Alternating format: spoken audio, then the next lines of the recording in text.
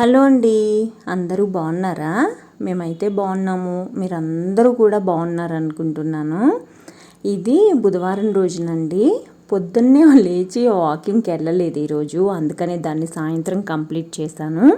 First నుంచి last వరకు చూడండి, మీకు అర్థమైపోతుంది నేను ఈరోజు ఏమేం చేశాను, ఆఫీస్కి ఏ డ్రెస్లో వెళ్ళాను, ఈరోజు ఏం వంట చేశాను, ఇవన్నీ చూపిస్తాను. ఇందులో మీకు నచ్చుతుంది అని అనుకుంటున్నాను. నచ్చితే కనుక తప్పకుండా నా ఛానల్కి సబ్స్క్రైబ్ చేసి నాకు సపోర్ట్ చేయండి.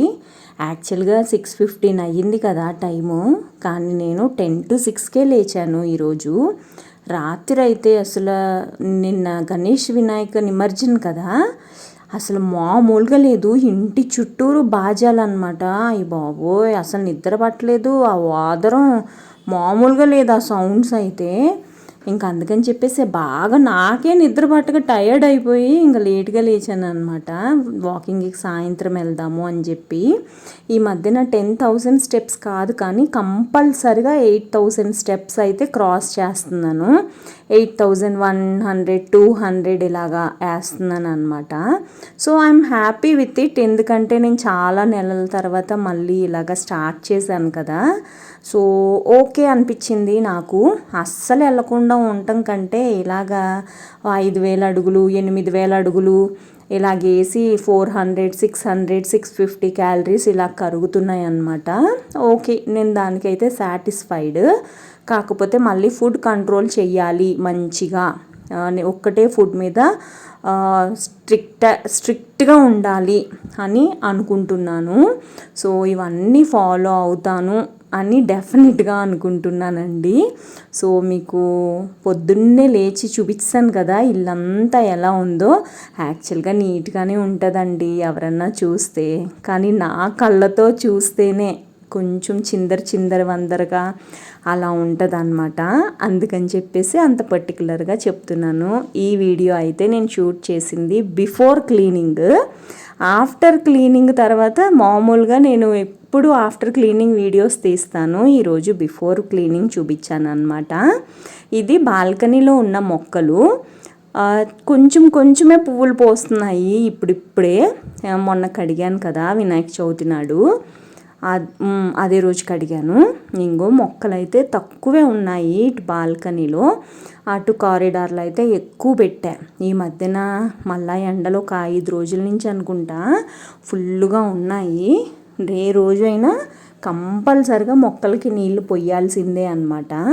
లేకపోతే ఆ మొక్కలు ఎండిపోయినట్టు అయిపోతున్నాయి.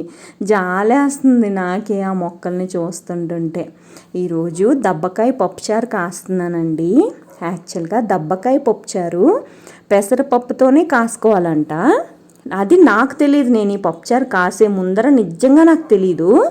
మా చిన్నక్క ఫోన్ చేసింది 8 o'clockకి. మా చిన్నకి ఏముండావు అని అంటే అప్పుడు నేను చెప్పే దబ్బకాయ పప్పుచారు పెసరపప్పుచారుతో కాసాను అని చెప్పాను అనమాట. అప్పుడు అనింది, దబ్బకాయ పప్పుచారు పెసరపప్పుతోనే కాసుకుంటారు కదా అనింది అనమాట. అవునా, అది నాకు తెలియదులే అని చెప్పా. సో తెలవకుండా ఈరోజు నేను దబ్బకాయ పప్పుచారు కాసాను అనమాట. ఫస్ట్ అయితే పెసరపప్పుని కడిగి పెట్టేశాను. యాక్చువల్గా ఇందులో బెండకాయలు, టమాటాలు, ఉల్లిపాయలు, పచ్చిమిరపకాయలు ఇవన్నీ వేసి కాద్దామని డిసైడ్ అయ్యా.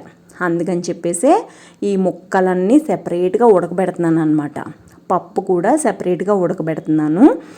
కుక్కర్లో అయితే పెట్టలేదు. ఇప్పుడు ఇవి సెపరేటు, కూరగాయలు సెపరేటు, పప్పుని సెపరేట్గా ఉడకబెడుతున్నా. ఇప్పుడు నేను చెప్పాను కదండి ప్రీవియస్ వీడియోస్లో కూడా, కంపల్సరిగా ఏది వండినా కానీ స్టీల్ గిన్నెలోనే వండాలి. ఏదైతే అల్యూమినియం ఉందో ఇవన్నీ మార్చేయాలి అని డిసైడ్ అయ్యాను. మేబీ నెక్స్ట్ మంత్లో కానీ దీపావళికి కానీ కంపల్సరిగా మార్చేస్తాను. మ్యాక్సిమం అన్నీ ఇంకా స్టీల్ గిన్నెలోనే వండుతాను. ఎందుకంటే ఇప్పుడు హెల్త్ చాలా ఇంపార్టెంట్ కదా ఎవరికైనా కానీ. అందుకని చెప్పి ఇదిగో ఒక పక్కన పప్పు, ఒక పక్కన అన్నము, ఒక పక్కన కూరగాయ ముక్కలు, ఇంకొక పక్కన ఎగ్, ఇవన్నీ చేస్తున్నాను అనమాట. ఈరోజుకు ఫుల్ఫిల్ అయ్యింది. చాలా రేర్గా ఇలాగ 4 పొయ్యిలు వెలుగుతూ ఉంటాయన్నమాట మా ఇంట్లో. ఎస్పెషల్లీ పప్పుచారు కాసినప్పుడు నేను కొంచెం కంగారు పడిపోతాను, ఎందుకంటే అది కొంచెం టైం టేకింగ్ పని అని నా ఫీలింగ్. తాలింపు పెట్టాలి, మళ్ళీ పప్పుచారు ఎక్కువసేపు మరగాలి, ఇలాంటివన్నీ ఉంటాయి కదా, అందుకని నేను అలా ఫీల్ అవుతాను అనమాట. నేను ఇవి ఒక పక్కన ఇవి చేస్తున్నాను, ఆంటీ ఇంకా రాలేదని చెప్పి దబ్బకాయని కట్ చేస్తున్నా. ఇది మా వదిన వచ్చింది కదా లాస్ట్ మంత్, అప్పుడు తీసుకొని వచ్చిందనమాట. అప్పటి నుంచి ఇది ఫ్రిడ్జ్లోనే పెట్టాను. యాక్చువల్గా నేను ఇది రసం పిండుతున్నప్పుడు నాకు ఒక ఐడియా వచ్చింది. ఏంటి అని అంటే, మనది జ్యూసర్ ఉంటుంది కదా, అంటే మనము ఏంటంటారు బత్తాకాయలు జ్యూస్ పిండుకుంటాం కదా, అలాంటి జ్యూసర్తో జ్యూస్ అందులో పెట్టి పిండితే మంచిగా వచ్చేది రసం అని అనిపించింది నాకు. కానీ ఇంక ఇది ఇలా స్టార్ట్ చేసేసాను కదా, ఇంక అందుకని చెప్పేసి ఇంకా కంటిన్యూ అయిపోయాను. కానీ అలాగా పిండి ఉంటే కనుక ఇంకా ఎక్కువ రసం వచ్చేదన్నమాట. అది నా ఫీలింగ్. మీరు కూడా ఏమంటారు అనేది కమెంట్స్లో చెప్పండి. అసలు ఎంత రసం వచ్చిందో తెలుసండి, చాలా బాగా అనిపించింది. ఇలాగ పెట్టి తీస్తే కనుక రసము, నిమ్మకాయలు అయితే కొంచెం చేదుగా ఉంటాయి కదా, ఇది అసలు చేదుగానే లేదు తెలుసండి. ఎందుకంటే ఇది బేసిక్గా కాయ బయట తొక్క ఎండిపోయినట్టుంది, అసలు పాడవలేదన్నమాట. కుళ్ళిపోనికి కూడా కుళ్ళిపోలేదు, మంచిగా ఉంది ఫ్రిడ్జ్లో పెట్టిన తర్వాత. ఇది ఆల్మోస్ట్ ఇక్కడికి వచ్చే 1 మంత్ పైన అయ్యింది. వదినాళ్ళు వచ్చి 1 మంత్ పైన అయిపోయింది కదా, అప్పటికే వదిన 2-3 రోజులు ఉంది బయట అని చెప్పేసి అనిందనమాట. పర్వాలేదులే, ఇంకెలా ఉంటే అలాగా, ఇది సరిపోకపోతే నిమ్మకాయ పిండుదాము, ఆల్రెడీ నిమ్మకాయ రసం కూడా చేసి స్టోర్ చేశాను కదా ఫ్రిడ్జ్లో, ఇది సరిపోకపోతే అది వేద్దాంలే అని అనుకున్నాను. కానీ రసం పర్ఫెక్ట్గా సరిపోయిందనమాట. చాలా ఎక్కువ చేశాను పప్పుచారు. బేసిక్గా మాకు పప్పుచారు అంటే చాలా ఇష్టం అండి, అదేంటో తెలియదు కానీ నాకు చిన్నప్పటి నుంచి కూడా పప్పుచారు అంటే చాలా ఇష్టము. మా పిల్లలకి కూడా అంతే తెలుసా, మాదంతా పప్పుచారు బ్యాచ్ అని నా ఫీలింగ్. ఇంకా పెద్ద గిన్నెలో వేసి పప్పు, ఉడికిన పప్పు, కూరగాయలు 2 కలిపి మంచిగా మరగబెట్టాలి అని చెప్పి పసుపు, ఉప్పు ఈ 2 వేసాను. యాక్చువల్గా పింక్ సాల్ట్ అయిపోయింది, అందుకని చెప్పేసి వైట్ సాల్టే వాడుతున్నాను. ఇది వరకు వీడియోస్లో కూడా చెప్పాను కదా, రాక్ సాల్ట్ తెప్పించి మిక్సీ పడుతున్నాను అనమాట దాన్ని. ఇంకా నెక్స్ట్ టైం నుంచి పింక్ సాల్టే వాడతాను. పచ్చిమిరపకాయ ముక్కలు యాక్చువల్గా నీళ్ళల్లో కలిపేసానండి, ఎందుకంటే నేను కూరగాయ ముక్కలు ఉడకబెట్టినప్పుడు పచ్చిమిరపకాయ ముక్కలు వేయడం మర్చిపోయాను అనమాట. అందుకని చెప్పేసి మంచిగా మరగనిచ్చాను. ఇవన్నీ కూడా ఇదిగో నేతితో తాలింపు పెడుతున్నాను అనమాట. బేసిక్గా నాకు కరోనా టైం అప్పటి నుంచి కూడా మనకి వెల్లుల్లిపాయలు ఉంటాయి కదా, అవి అస్సలు నేను తినను. కానీ కరోనా అప్పటి నుంచి మామిడికాయ పప్పుచారు కాసి ఈ ఎల్లుల్లిపాయలు మంచిగా మెత్తగా చితక్ కొట్టేసి వాటిలతో తాలింపు పెడితే అసలు ఆ టేస్ట్ ఉంటుందండి. నేతితో తాలింపు పెట్టుకుంటే ఆ స్మెల్ కూడా అదిరిపోద్ది తెలుసా. ఇంకా తాలింపు వేసేసి బాక్స్ పెట్టేసుకున్నా. ఇంకొకటి ఏంటో చెప్పనండి, ఈరోజు 3 సార్లు తిన్నాను అన్నం తెలుసా. పొద్దున్న బాక్స్లోకి పెట్టుకోవడానికి అన్నం వండాను. బాక్స్లోకి పెట్టుకున్న తర్వాత కొంచెం అన్నం వదిలేసి ఎక్కువ పప్పుచారు అందులో పోసుకుని అన్నం తిన్నా. ఒక 5 స్పూన్లు అనుకుంటా పప్పుచారుతో కలిపి కరెక్ట్గా 5 స్పూన్లు అన్నం తిన్నా.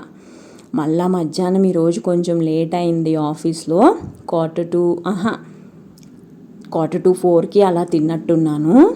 అది కాకుండా మళ్ళీ సాయంత్రం కూడా తిన్నాను. ఇలా తిన్నానండి 3 రోజులు. ఈరోజు 3 పూటలు తిన్నాను ఈరోజు అన్నము. పప్పుచారు కదా, అంత ఇష్టం అన్నమాట. ఈరోజు ఆఫీస్కి ఇలా వెళ్ళానండి. బేసిక్గా ఇది షార్ట్ ఆల్రెడీ పోస్ట్ చేసేసాను. ఈ కుర్తీని నేను మీషోలో తీసుకున్నాను. 285-290 రూపీస్ అంతే. కానీ ఎంత బాగుంటుందో తెలుసండి. ఇది లూజ్ అయిపోయింది నాకు, కానీ నేను దీన్ని టైట్ చేయను. బేసిక్గా నేను టైట్గా ఉన్న బట్టలు మ్యాక్సిమం వేసుకోను. ఒకవేళ వేసుకున్నాను అని అంటే అది తప్పని పరిస్థితుల్లో వేసుకుంటాను అంతే అనమాట. నాకు లూజ్గానే ఉండాలి బట్టలు. ఆఫీస్కి వెళ్ళి వచ్చేసాను, టైం 8:15 అలా అవుతుంది. మేడ మీదకి వెళ్ళాను, 8:55 వరకు వాకింగ్ చేశాను. ఎంత ప్రశాంతంగా ఉందో తెలుసండి. నిన్నటి వరకు హడావిడి ఉండేది హైదరాబాద్ అంతా.